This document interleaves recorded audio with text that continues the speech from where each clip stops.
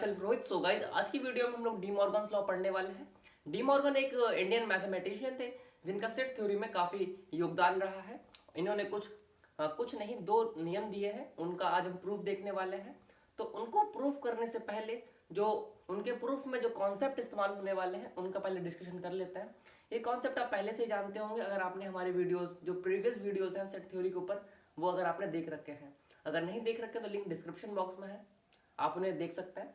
तो हम लोग चलिए डिस्कशन करते हैं जो इंपॉर्टेंट कॉन्सेप्ट इस्तेमाल होने वाले हैं डी मॉर्गन्स लॉ को प्रूव करने के लिए। तो क्या है, अगर आपके पास में दो सेट है, एक सेट ए है और एक सेट बी है। Set A and set B आपके पास में है। तो x क्या है, एक ऐसा एलिमेंट है जो सेट ए में उपस्थित है, यानी कि x belongs to set A and x is also belongs to set B. Set A का एलिमेंट x है जो कि सेट बी में भी उपस्थित है। तो क्या हो जाएगा हमारा a, क्या हो जाएगा, a is a subset of set b, यानी सबसेट को हिंदी में बोलते हैं उपसमुच्चय। जो सेट a होगा वो सेट b का उपसमुच्चय हो जाएगा। तो यहां से फर्स्ट इक्वेशन आ गई, ठीक है।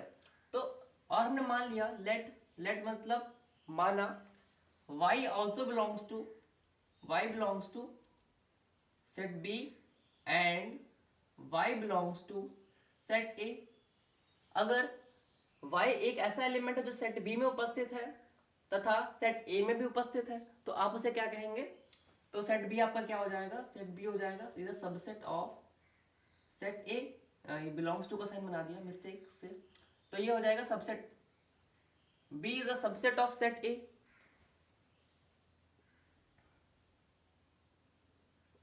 ये सेकंड इक्वेशन है। From equation first and second,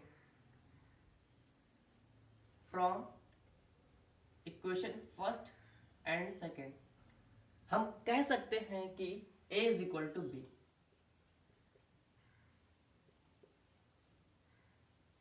अगर आपके दो सेट हैं जो इक्वल हैं, वो क्या होंगे, आपस में सबसेट कहलाएंगे। इसे आप ऐसे एग्जांपल के जरिए भी समझ सकते हैं। जैसे अगर हमारे पास में दो सेट है वो इक्वल है, तो वो दोनों सेट क्या होंगे, आपस में एक दूसरे के सबसेट होंगे, ऐसा कहना है जो अभी हमने प्रूव किया है आपके सामने। इसे आप ऐसे भी समझ सकते हैं। एक एग्जाम्पल के जरिए हम समझा देते हैं जो हमने यहाँ पे किया है। अगर आपको नहीं समझ में आया है तो एक एग्जाम्पल ले लेते हैं। एग्जाम्पल, तो एग्जाम्पल में क्या है, एक सेट ए है, क्योंकि अभी हमने दो सेट लिया था ना स्टार्टिंग में। तो एक सेट ए है, सेट ए में एलिमेंट है आपके 1 और 2, और सेट बी में भी आपके एलिमेंट है 1 और 2। तो यहां से क्या निष्कर्ष निकलता है, निष्कर्ष निकलता है इन दोनों सेट से कि जो a is equal to B है, a is equal to B है, तो एक फर्स्ट कंडीशन है, अगर a इक्वल टू बी है तो दोनों सेट आपस में क्या होंगे, एक दूसरे के सबसेट होंगे। तो आप देखिए सबसेट है कि नहीं है। क्या सेट ए सेट बी का सबसेट है? हाँ है, क्योंकि सेट ए के सारे एलिमेंट सेट बी में उपस्थित है। जब सेट ए के सारे एलिमेंट सेट बी में उपस्थित होते हैं तो हम क्या कहते हैं, set A is a subset of set B, यानी कि सेट ए क्या है, उपसमुच्चय है समुच्चय बी का। तो यहां से हम ए भी लिख सकते हैं, A is a subset of B. क्या बी के सारे एलिमेंट ए में उपस्थित है? हाँ उपस्थित है। बी में एलिमेंट है 1 और 2 और ए में भी एलिमेंट है 1 2, तो सारे एलिमेंट उपस्थित हैं। तो आप ऐसा भी लिख सकते हैं, B is a subset of set A.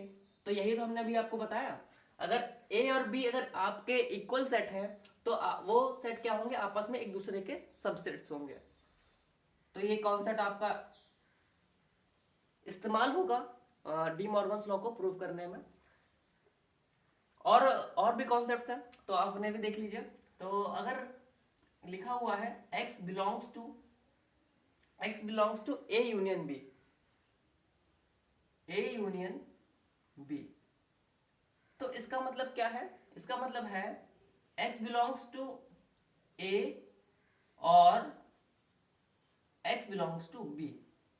तो इसका मतलब ये हो जाता है। और का मतलब जानते हैं मैथमेटिक्स में क्या होता है, जो और यहाँ पे आया है इसका मतलब ये है कि देखिए क्या लिखा हुआ है, x क्या है, x belongs to A union B, यानी कि इसका मतलब हो जाता है जो x एलिमेंट है वो सेट A में भी उपस्थित है, या तो ए में उपस्थित है, या तो बी में उपस्थित है, या दोनों में उपस्थित है। इसका मतलब जो और का मतलब है वो यही है यहाँ पे, या तो सेट जो ए यूनियन बी में जो एलिमेंट एक्स प्रेजेंट है वो या तो सेट ए में प्रेजेंट हो सकता है, या सेट बी में प्रेजेंट हो सकता है, या दोनों में प्रेजेंट हो सकता है। अगर ए में प्रेजेंट होगा तब भी ए यूनियन बी में वो ए जो एक्स एलिमेंट है वो आ जाएगा। अगर सेट बी में अगर एलिमेंट एक्स प्रेजेंट है तब भी वो ए यूनियन बी में आएगा। अगर दोनों में उपस्थित है तब भी वो ए यूनियन बी में आएगा। तो आप समझ सकते हैं। तो ये तो फर्स्ट हो गया। सेकंड क्या है, if x doesn't belong to A union B. ठीक है, तो आप इसे ऐसे लिख सकते हैं, x doesn't belongs to A, और ये यहाँ पे यूनियन है ना, यूनियन के केस में क्या आता है, और आता है, बट यहाँ पे क्या लगा है, doesn't belongs to. Doesn't belongs to लगा है तो यहाँ पे उल्टा हो जाएगा, और का जगह पे एंड आ जाएगा, and x doesn't belongs to set B. तो ये इसका मतलब हो जाता है। तो यहाँ पे लिखा हुआ है x doesn't belong to A union B. x एक ऐसा एलिमेंट है जो a यूनियन b में नहीं आता है। अगर a यूनियन b में नहीं आता है तो इसका मतलब जाहिर सी बात है कि सेट a में भी नहीं उपस्थित होगा और सेट b में भी नहीं उपस्थित होगा। तो हमने बोला सेट a में भी नहीं उपस्थित होगा और सेट b में भी नहीं उपस्थित होगा। तो सेम यही तो लिखा है, सेट a में भी उपस्थित नहीं है x, और का इंग्लिश में बोलता है एंड। तो यहाँ पे हमने एंड लिख दिया, और x क्या है, बी में भी उपस्थित नहीं है। तो इन बातों को ध्यान रखिएगा। और सेम इंटरसेक्शन में भी लगता है। तो थर्ड देख लीजिए, तो आप लिख सकते हैं if x belongs to A intersection b। तो आप इसे ऐसे लिख सकते हैं, एक second, x belongs to A intersection b। तो आप ऐसे लिख सकते हैं, x belongs to a and हम ऐसे ही बना सकते हैं, या डायरेक्ट एंड लिख सकते हैं, and x belongs to b। ऐसा आ जाएगा ये आपका। अगर दो सेट आपके हैं, वो आप उनका इंटरसेक्शन ले रहे हैं, तो इंटरसेक्शन में एलिमेंट है आपका x क्या है, इंटरसेक्शन में आता है, तो जाहिर सी बात है सेट a में भी उपस्थित होगा और सेट b में भी उपस्थित होगा, तभी तो इंटरसेक्शन में आ रहा है। तो दोनों सेट में कॉमन होगा तभी इंटरसेक्शन में आएगा। तो इसका मतलब क्या है, x आपका a में भी उपस्थित होगा और b में भी उपस्थित होगा। आप ऐसा लिख सकते हैं जब आपको ऐसा गिवन हो। और सेम ऐसे लिख सकते हैं आप, if x doesn't belongs to a intersection b। तो आप क्या लिख सकते हैं, x doesn't belongs to a intersection b, sorry f यहां पे लिखा है x doesn't belong to a intersection b। तो आप लिख सकते हैं x doesn't belongs to a, और यहाँ पे इंटरसेक्शन का साइन है तो और आ जाएगा यहाँ पे, क्योंकि यहाँ पे doesn't belongs to लगा है, doesn't belongs to लिखा है तो उल्टा हो जाता है। तो यहाँ पे इंटरसेक्शन की जगह पे एंड आना चाहिए था, बट यहाँ पे doesn't belongs to लगा तो और आ जाएगा, x doesn't belongs to b।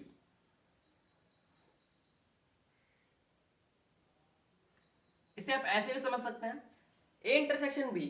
अगर x एक ऐसा एलिमेंट है जो a इंटरसेक्शन b में नहीं आ रहा है, यानी कि सेट a में भी नहीं आ रहा होगा और ना ही सेट b में भी नहीं आ रहा होगा, क्योंकि इंटरसेक्शन क्या होता है, कॉमन रीजन होता है। अगर सेट a में उपस्थित होगा, अगर सेट a में कोई एलिमेंट उपस्थित है और b में उपस्थित है तभी इंटरसेक्शन b में आएगा, अगर नहीं उपस्थित है तो इंटरसेक्शन b में नहीं आएगा। ऐसा यहाँ पे लिखा हुआ है। और भी कुछ प्रॉपर्टीज होती हैं जो आपको प्रूव करते, डी मॉर्गन्स लॉ को प्रूव करते समय इस्तेमाल करनी पड़ेंगी। तो उन्हें भी दो प्रॉपर्टीज और है, आप उन्हें भी देख लीजिए। x बिलोंग्स टू a, अगर आपका जो एलिमेंट है वो सेट a में उपस्थित है, अगर a में उपस्थित है तो आप क्या लिख सकते हैं, x doesn't belongs to a complement. अगर a में उपस्थित है तो a कॉम्प्लीमेंट में उपस्थित नहीं होगा, आप ऐसा लिख सकते हैं। ये भी एक प्रॉपर्टी हो गई। ये कॉम्प्लीमेंट में हमने बताया था, आपने अगर लेक्चर नहीं देखा है ऑपरेशन ऑन सेट तो आप उन्हें देख सकते हैं, लिंक डिस्क्रिप्शन बॉक्स में है। तो आप ऐसा भी लिख सकते हैं, ये डजंट बिलोंग्स टू हो जाएगा। तो अगर आपका x doesn't belongs to a है, अगर आपका x क्या है, a में नहीं आता है, तो जाहिर सी बात है वो किस में आएगा, इंटरसेक्शन में आएगा, इंटरसेक्शन में आएगा।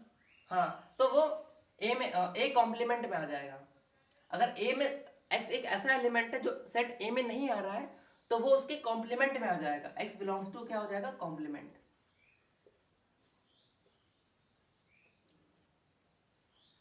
ये जितने भी सारी चीजें हमने बताई हैं, इन सबका इस्तेमाल होगा डिमॉर्गन्स लॉ को प्रूव करने में। तो आप एक बार इन्हें नोट कर लीजिए, ऊपर हेडिंग डालिएगा कॉन्सेप्ट्स, ठीक है, और आप इन सारी सब चीजों को नोट कर लीजिएगा विद एन एग्जांपल, ताकि जब आप दोबारा प्रूफ देखें तो आपको कोई दिक्कत ना हो। तो आप पहले नोट कर लीजिए, फिर हम आपको प्रूफ कराते हैं। सो गाइस, जो इंपॉर्टेंट कॉन्सेप्ट इस्तेमाल होने वाले थे डिमॉर्गन्स लॉ को प्रूव करने में, वो हमने पढ़ लिए हैं। अब हम लोग क्या करने जा रहे हैं, डिमॉर्गन ने 2 लॉ दिए थे, उसमें से जो फर्स्ट लॉ था उसे प्रूव करने जा रहे हैं, ठीक है। अभी हम लोग प्रूव कर रहे होंगे, लेकिन जो सेकंड लॉ है उसे आपको खुद प्रूव करना है। वो आपके लिए आज का होमवर्क होने वाला है। जैसे ही हम लोग फर्स्ट लॉ को प्रूव करेंगे, वैसे ही सेकंड लॉ को भी प्रूव करेंगे, बिल्कुल सेम जो स्टेप होंगे उन्हीं स्टेप को फॉलो करके आप सेकंड लॉ को प्रूव कर सकते हैं। अगर आपसे नहीं होता है तो वो हम लोग नेक्स्ट वीडियो में वही कवर करने वाले हैं, तो आपको टेंशन लेने की कोई जरूरत नहीं है। तो आप फर्स्ट लॉ देखते हैं कैसे प्रूव करना है हम लोग को। फर्स्ट लॉ क्या है, ए यूनियन बी का complement is equal to A complement intersection B complement. तो ए यूनियन बी, ए एक सेट है, बी एक सेट है, आपने उसका ले लिया यूनियन, फिर आपने ले लिया कॉम्प्लीमेंट यानी कि पूरक ले लिया है, फिर वो किसके इक्वल होगा, ए कॉम्प्लीमेंट यानी कि ए का पूरक और बी के पूरक के इंटरसेक्शन के इक्वल होगा। सॉरी गाइस, तो आप मान लीजिए हमने LHS ले लिया है, LHS ये है, RHS ये है, तो आप ले लीजिए, आप मान लीजिए, माना यानी let x belongs to A union B के इंटरसेक्शन, ए यूनियन बी का कॉम्प्लीमेंट। तो ये मिस्टेक हो जाती है हमसे, जो कॉम्प्लीमेंट है उसे हम इंटरसेक्शन बोल देते हैं मिस्टेक से, तो आप ध्यान रखिएगा, ठीक है। तो लिखा हुआ है x belongs to A union B का कॉम्प्लीमेंट, ओके। तो आप क्या लिख सकते हैं इसे, नेक्स्ट स्टेप में लिख सकते हैं x doesn't belongs to A union B, ऐसा लिख सकते हैं। यहां से आपने जो कॉम्प्लीमेंट लगा था उसे हटाया, तो यहां से यहां पे आ जाएगा डजंट बिलोंग्स टू। हमें अपने प्रॉपर्टीज में बताया था जो कॉन्सेप्ट से, आप इसे एक बार हम और बता दे रहे हैं। अगर x एक ऐसा एलिमेंट है जो ए यूनियन बी के कॉम्प्लीमेंट में उपस्थित है, कॉम्प्लीमेंट में उपस्थित हो तो ए यूनियन बी में उपस्थित होगा, नहीं उपस्थित होगा, तो वही लिखा है ना, वही लिखा है। तो आप इसे एक और तरीके से कैसे लिख सकते हैं, ऐसे लिख सकते हैं, ऐसे लिख सकते हैं x doesn't belongs to a and x doesn't belongs to b। ये अभी हम बता चुके हैं, आप ऐसे इसे लिख सकते हैं, ठीक है। तो आप एक और तरीका बता दे रहे हैं आपको ताकि याद रहे। जब यहाँ पे यूनियन की जगह पर क्या आता है, और आता है। जब यूनियन इस्तेमाल होता है तो हम और का इस्तेमाल करते हैं, बट यहाँ पे क्या है, डजंट बिलोंग्स टू का साइन है, तो सारी कहानी क्या हो जाएगी, परिवर्तित हो जाएगी। और की जगह पे आप किसका इस्तेमाल करेंगे, एंड का इस्तेमाल करेंगे, ओके। तो आप इसे एक तरीके से और लिख सकते हैं मॉडिफाई करके। तो x अगर आपका, हाँ, x एक ऐसा एलिमेंट है जो a में उपस्थित नहीं है, a में उपस्थित नहीं है तो उसकी कॉम्प्लीमेंट में जरूर ही उपस्थित होगा। आप ऐसे लिख सकते हैं x belongs to a complement, and को ऐसे रहने दीजिए, and x belongs to b complement, ठीक है। अब आप इसे कैसे लिख सकते हैं, आप इसे ऐसे लिख सकते हैं x belongs to a complement का इंटरसेक्शन, क्योंकि एंड लगा है तो इंटरसेक्शन b कॉम्प्लीमेंट। तो आप देखिए x belongs to a union b का कॉम्प्लीमेंट, ठीक है। x क्या है, एक ऐसा एलिमेंट है जो a यूनियन b के कॉम्प्लीमेंट में उपस्थित है, तथा x एक ऐसा एलिमेंट है जो a कॉम्प्लीमेंट तथा b कॉम्प्लीमेंट के इंटरसेक्शन में भी उपस्थित है। तो आप लिख सकते हैं a यूनियन b का complement is a subset of, यानी कि उपसमुच्चय होगा, समुच्चय a complement intersection with b complement. तो यहां से आपका इक्वेशन 1 बन जाती है, ये इक्वेशन 1 है। ध्यान रखिएगा, अब हमने LHS लिया है तो RHS भी लेना पड़ेगा। तो हम लोग RHS यहां पे लेते हैं, RHS में क्या करना पड़ेगा, आप मान लीजिए y एक ऐसा एलिमेंट है जो a complement intersection with b complement में उपस्थित है। तो y belongs to A complement intersection with B complement. Okay, लिख सकते हैं आप, ऐसा लिख सकते हैं। तो नेक्स्ट स्टेप में आप इसे ऐसे लिख सकते हैं, ये आपने माना है, लेट किया है, लेट मीन्स माना। तो आप नेक्स्ट स्टेप में ऐसे लिख सकते हैं, वाई बिलोंग करता है ए कॉम्प्लीमेंट का इंटरसेक्शन बी कॉम्प्लीमेंट में। तो आप ऐसे लिख सकते हैं, Y belongs to A complement लिख सकते हैं, and Y belongs to B complement. जब ए कॉम्प्लीमेंट में उपस्थित होगा और बी कॉम्प्लीमेंट में उपस्थित होगा तभी तो उसका इंटरसेक्शन संभव होगा। ठीक है, तो आप ऐसे लिख सकते हैं। फिर आप इसे कैसे लिख सकते हैं, वाई किसमें है, ए कॉम्प्लीमेंट में उपस्थित है, ए कॉम्प्लीमेंट में उपस्थित है, तो जाहिर सी बात है, किसमें उपस्थित नहीं होगा, वाई डजंट बिलोंग्स टू ए में उपस्थित नहीं होगा, एंड और बी में भी उपस्थित नहीं होगा, बी में भी उपस्थित नहीं होगा। तो उपस्थित नहीं है तो आप इसे ऐसे लिख सकते हैं, Y doesn't belongs to A intersection B. जब यहां से आप डजंट बिलोंग्स टू हटाएंगे तो उधर कॉम्प्लीमेंट आ जाएगा। एक second, small Y belongs to A intersection B का कॉम्प्लीमेंट लिख सकते हैं। आपने डजंट बिलोंग टू को बिलोंग्स टू में कन्वर्ट किया तो उधर इंटरसेक्शन में आ जाएगा। ठीक है, तो आप यहां से क्या प्रूव कर सकते हैं, तो यहां पे y क्या था, A complement intersection with B complement में उपस्थित है और ए इंटरसेक्शन बी के होल कॉम्प्लीमेंट में भी उपस्थित है। तो आप इसे लिख सकते हैं, क्या लिख सकते हैं, A complement intersection with B complement is a subset of A intersection B का होल कॉम्प्लीमेंट। तो आप ये क्वेश्चन सेकंड में जाएगी आपकी, ये सेकंड है। तो आप देखिए सेम यही जो लिखा है, ए यूनियन बी का कॉम्प्लीमेंट क्या है, सबसेट है A complement intersection with B complement का। ठीक है, और यहाँ पे क्या है, A complement intersection with B complement subset है ए इंटरसेक्शन बी का होल कॉम्प्लीमेंट का। तो क्या है, यहाँ पे दो सेट है, वो आपस में एक दूसरे के क्या है, सबसेट्स हैं। तो क्या क्या आप लिख सकते हैं, जब दो सेट आपस में एक दूसरे के सबसेट होते हैं तो वो दोनों सेट क्या होते हैं, आपस में इक्वल होते हैं। तो आप उस कॉन्सेप्ट से इस्तेमाल कर सकते हैं जो हमने फर्स्ट कॉन्सेप्ट आपको बताया था। तो आप यहां से लिख सकते हैं, from equation first and second आप बोल सकते हैं ए यूनियन बी का कॉम्प्लीमेंट, ए यूनियन बी का whole complement is equal to A complement intersection with B complement. ये हुआ आपका डी मॉर्गन्स फर्स्ट लॉ। इसका वेन डायग्राम भी हम लोग देख लेते हैं। पहले आप नोट डाउन कर लीजिए, प्रूफ है। ये प्रूफ मैथमेटिकली तो थोड़ा टफ है, लेकिन वेन डायग्राम से बहुत आसानी से समझ में आ जाता है। तो हम आपको वेन डायग्राम भी बता देते हैं इसका, so note down it first. चलिए दोस्तों, अब हम लोग देख लेते हैं वेन डायग्राम जो हमने फर्स्ट लॉ पढ़ा था। तो फर्स्ट लॉ हमारा कहता है ए यूनियन बी का whole complement is equal to A complement intersection with B complement. Okay, तो हमने इसे दो पार्ट में डिवाइड किया है आपको समझाने के लिए, ताकि आप इसे वेन डायग्राम से भी समझ जाए। मैथमेटिकल तो यार बहुत लेंदी है, आप इसे ऐसे समझ सकते हैं। ठीक है, तो हम इधर एलएचएस वाला पोर्शन आपको एक्सप्लेन करेंगे और इधर आरएचएस वाला पोर्शन एक्सप्लेन करेंगे। आप देखेंगे कि जो एलएचएस में जो आपका डायग्राम बनने वाला है, जो वेन डायग्राम बनने वाला है, वो सेम एलएचएस में भी बनेगा, सॉरी आरएचएस में भी बनेगा। तो एलएचएस में क्या है, ए यूनियन बी का whole complement, A union B का होल कॉम्प्लीमेंट। तो आप इक्वल, बाद में लगाते हैं इक्वल जब प्रूफ हो जाएगा। तो इधर आपको लिखना है A complement intersection with B complement. Done, यही तो लिखा है, यही तो अपना था नियम। तो ए यूनियन बी का कॉम्प्लीमेंट, तो ए यूनियन बी का कॉम्प्लीमेंट लेना है। तो ये वाला जो ये वाली चीज है, ये वाला क्या है, ए यूनियन बी है। ये क्या है, ए यूनियन बी है,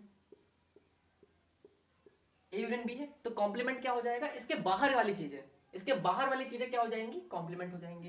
तो कॉम्प्लीमेंट को ये लाइन ऐसे नोट कर, ऐसे बना रहे हैं।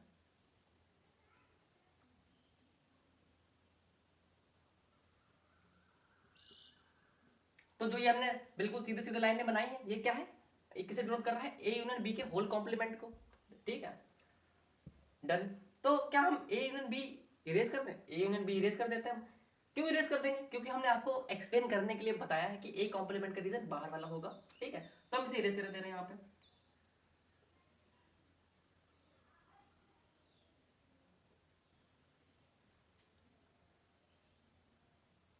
ये सिर्फ आपके एक्सप्लेनेशन के लिए था कि आपको समझ में आ जाए। तो ये आपका सेट ए है और ये सेट बी है, और उसके बाहर के रीजन को हम क्या कहते हैं, ए यूनियन बी के होल कॉम्प्लीमेंट। तो यहाँ पे क्या लिखा है, ए कॉम्प्लीमेंट, तो A complement intersection with B complement. तो देखते हैं क्या सेम फिगर जो यहाँ पे बनी है ऐसी आती है कि नहीं आती। तो ए कॉम्प्लीमेंट क्या होता है, तो ए कॉम्प्लीमेंट मतलब ए के बाहर की सारी जगह, ए के जो सेट ए बना है ये वाला सेट, इतना, ये सेट ए है, सेट ए के बाहर वाली जगह, तो आप ले लेते हैं बाहर वाली जगह, सेट ए के बाहर वाली जगह,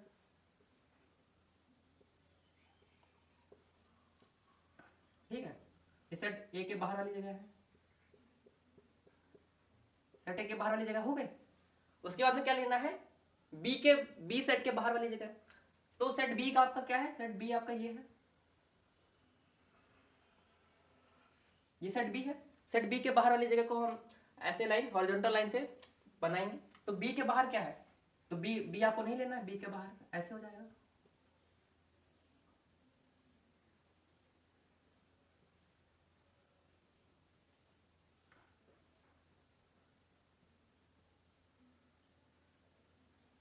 ठीक है। तो आप देख रहे होंगे, ठीक है। तो इसमें क्या हुआ, आपको इंटरसेक्शन भी लेना है। आपने ए कॉम्प्लीमेंट ड्रॉ किया, ड्रॉ कर लिया था सीधे वर्टिकल लाइन से, और बी कॉम्प्लीमेंट को हॉरिजॉन्टल लाइन से डिनोट किया है।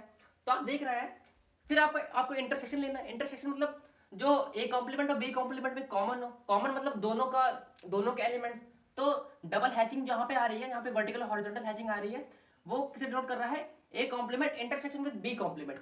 तो आप देख रहे हैं कि इसके अंदर जो यहाँ पे डबल हैचिंग आ नहीं रही है, यहाँ पे तो सिंगल हैचिंग है, तो इसे हम क्या करेंगे, इरेज कर देंगे, इसे हम इरेज कर देंगे, क्योंकि ये तो A complement intersection with B complement का पार्ट नहीं है, तो इसलिए मैं इरेज कर दे रहा। तो आप देख लीजिएगा, कर दिया। और जो डबल हैचिंग वाला पार्ट है वो किसे डिनोट कर रहा है, इंटरसेक्शन, हाँ sorry, A complement intersection with B complement. So आप देख सकते हैं जो फिगर ए है वही फिगर बी है, तो आप लिख सकते हैं, इसे इक्वल लिख सकते हैं। तो यहां से प्रूव हुआ, बहुत ही आसानी से प्रूव हुआ, ठीक है। तो क्योंकि देखो सेट ए और सेट बी के बाहर वाला पोर्शन ही तो हमने यहाँ पे ये शेड किया है, और यहाँ पे भी सेट ए और सेट बी के बाहर वाला पोर्शन हमने क्या किया, शेड किया है, ठीक है। यही आया हमारा ए इंटरसेक्शन, हाँ, A complement intersection with B complement. तो यहाँ से भी प्रूव हो जाता है हमारा ए यूनियन बी का whole complement is equal to A intersection, A complement intersection with B complement. तो ये हुआ अपना De Morgan's first law. Second law आप ऐसे ही प्रूव करिएगा, बहुत ही इजी है, आपने जो रेफरेंस बुक है उसका भी सहायता ले सकते हैं। वैसे भी अगर आप नहीं कर पाते हैं तो वैसे भी हम लोग जो नई वीडियो आने वाली है, जो हम लोग कल अपलोड करेंगे, उसमें हम सेकंड लॉ को डिस्कस कर रहे होंगे। सो अगर आपको ये वीडियो पसंद आई हो तो आप इसे लाइक करिएगा और हमारे चैनल को भी सब्सक्राइब कर लीजिएगा, क्योंकि इससे मैथमेटिक्स और इंग्लिश से रिलेटेड अभी हम लोग कंटेंट अपलोड कर रहे हैं, और जल्द ही हम लोग फिजिक्स का भी कंटेंट अपलोड करना स्टार्ट कर देंगे। सो आपको इस चैनल से बहुत ही लाभ मिलने वाला है, तो ज़रूर आपसे सब्सक्राइब करें। Thank you guys.